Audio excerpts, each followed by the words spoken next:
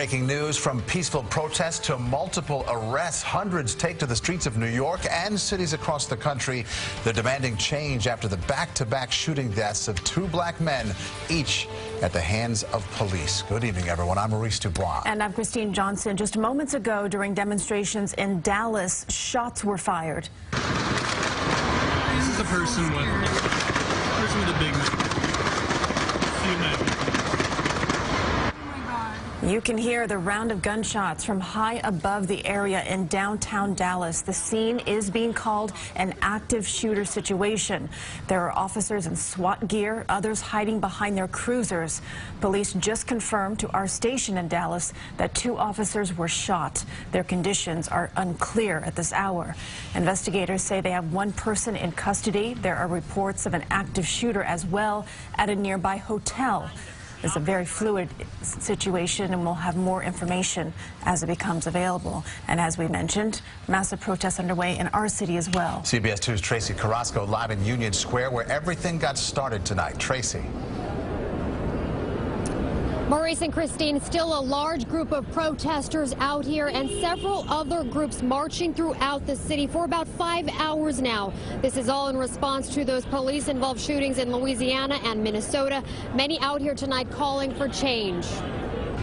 Protesters weave through the streets of Manhattan. Several large groups on the Upper East Side, Times Square, and back where it started in Union Square around 5. The protests peaceful at first, but not without arrests. This cell phone video catching several people in handcuffs after clashing with police. Many with signs, chants, and demands of justice for Alton Sterling and Philando Castile, both killed in police-involved shootings in the last 2 days. I think everyone's sick of talking about it. Everyone wants to do something about it, and no one really knows what to do right now except to come together and protest. On Wednesday night, just after shots were fired, 32-year-old Philando Castile's girlfriend, Diamond Reynolds, calmly started live streaming on Facebook. Stay with me. We got pulled over for a busted tail light in the back. The video shows Castile slumped over in the driver's seat, his shirt stained with blood. He's licensed to carry. He was trying to get out his ID and his wallet out his pocket, and he let the officer know that he had a firearm and he was reaching for his wallet, and the officer just shot him. Reynolds spoke to the St. Anthony police officer who still had his gun drawn. Her 4-year-old daughter was in the back seat during the incident. I told him not to reach for it. I told him to get his hand out. You told him to get his ID, sir, and his driver's license. Oh my God, please don't tell me he's dead. Protesters tonight reacting to the graphic video of Castile's death. I felt upset, I felt fed up, and I felt hurt. Feelings of anxiety, feelings of fear, feelings of discomfort, feelings of shame, and this overall outcry.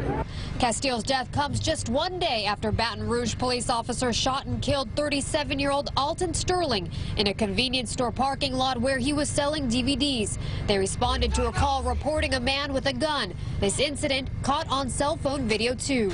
We have cameras and we can see what's been happening. What we all know has been the case for years. Finally, everyone else is realizing that there is injustice that keeps happening. Tonight, President Obama, upon his arrival in Warsaw, Poland, said all Americans should be troubled by the shootings. I just ask folks to step back and think, what if this happened to somebody in your family? You can see police officers are in place here. The barricades are also still set up in case the protesters return here. Now, we have heard of at least 36 arrests for various charges. We're live tonight from Union Square. Tracee Carrasco, CBS 2 News. Okay, Tracee, thank you.